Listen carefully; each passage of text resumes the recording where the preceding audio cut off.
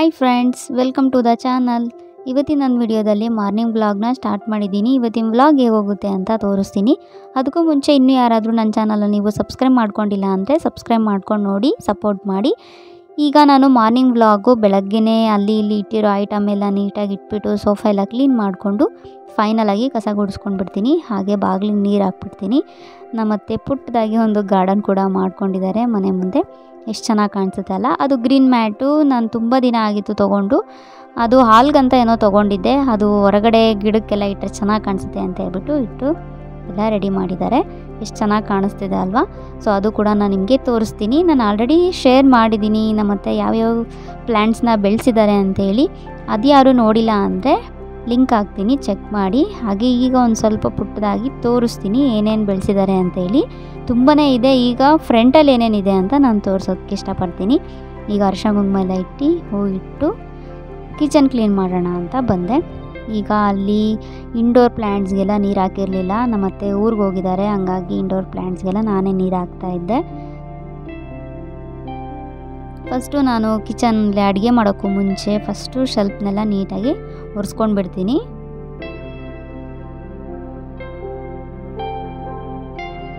ಹಾಗೆ ನೈಟ್ ಎಲ್ಲ ಪಾತ್ರೆ ಬೆಳಗಿರ್ತೀನಲ್ಲ ಅದನ್ನೆಲ್ಲ ಹಾಗೆ ಜೋಡಿಸ್ತಾ ಇದ್ದೆ. ಬನ್ನಿ ಇವಾಗ ಪ್ಲ್ಯಾಂಟ್ಸ್ನ ತೋರಿಸ್ತೀನಿ. ಈಗ ರೀಸೆಂಟಾಗಿ ಒಂದು ರೋಸ್ ಕೂಡ ಬಿಟ್ಟಿತ್ತು, ಅದು ನಾನು ನಿಮಗೆ ತೋರಿಸ್ತಾ ಇದ್ದೀನಿ. ಯಾವಾಗಲೂ ನಮ್ಮ ಗಿಡದಲ್ಲಿ ಯಾವುದೇ ಹೂ ಬಿಟ್ಟರು ನಾನು ವಿಡಿಯೋ ಮಾಡ್ಕೊಂಡಿರ್ತೀನಿ. ಸೊ ನೆನಪಿಗಿರುತ್ತಲ್ವಾ ಯೂಟ್ಯೂಬ್ಗೆ ಅಪ್ಲೋಡ್ ಮಾಡಿದಾಗ.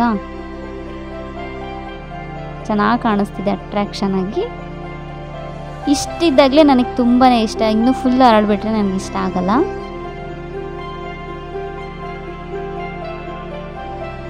ಮಾರ್ನಿಂಗ್ಗೆ ಗ್ರೀನರಿ ನೋಡೋದಕ್ಕೆ ನನಗೆ ತುಂಬಾ ಇಷ್ಟ. ಹಂಗಾಗಿ ಇದು ಮಾರ್ನಿಂಗೇ ವಿಡಿಯೋ ಮಾಡಿಕೊಂಡೆ.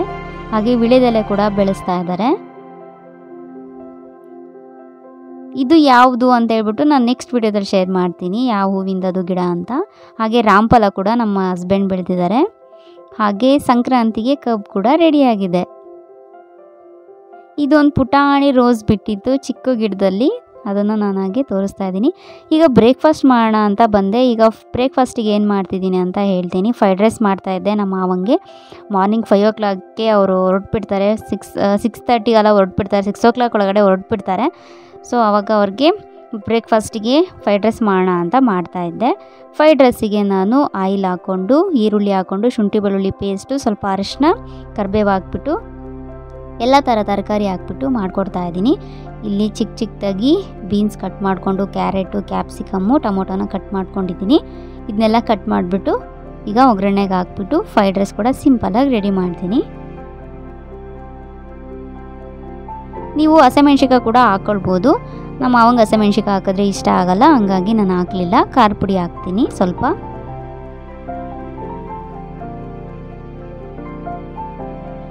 ಈ ಥರ ಫ್ರೈಡ್ ರೈಸ್ ಮಾಡಿದ್ರೆ ರೈಸಲ್ಲಿ ಬೆಂದಿರುತ್ತಾ, ಇದು ತಿನ್ನೋದಕ್ಕೆ ಚೆನ್ನಾಗಿರುತ್ತಾ ಅಂತ ನಿಮಗೆ ಅನ್ನಿಸ್ಬೋದು.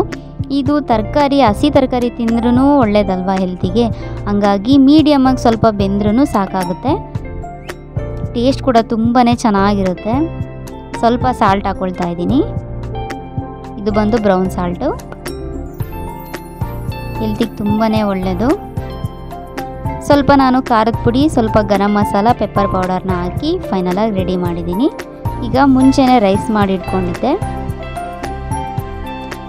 ಈಗ ರೈಸ್ ಮಿಕ್ಸ್ ಮಾಡಿದ್ರೆ ಫ್ರೈಡ್ ರೈಸ್ ಕೂಡ ರೆಡಿ ಆಗುತ್ತೆ.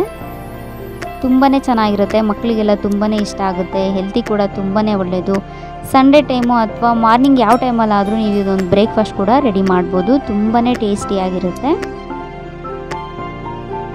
ಈ ಫ್ರೈಡ್ ರೈಸಿಂದ ಈ ಒಂದು ವ್ಲಾಗ್ನ ವಿಡಿಯೋನ ಎಂಡ್ ಮಾಡೋ ಸಮಯ ಬಂತು. ನಾನು ನೆಕ್ಸ್ಟ್ ನಿಮಗೆ ಮುಂದಿನ ಒಂದು ವಿಡಿಯೋದಲ್ಲಿ ಸಿಗ್ತೀನಿ. ಈ ಒಂದು ವಿಡಿಯೋ ಇಷ್ಟ ಆದರೆ ಮಿಸ್ ಮಾಡದೆ ಲೈಕ್ ಮಾಡಿ, ಸಬ್ಸ್ಕ್ರೈಬ್ ಮಾಡಿ. Thanks for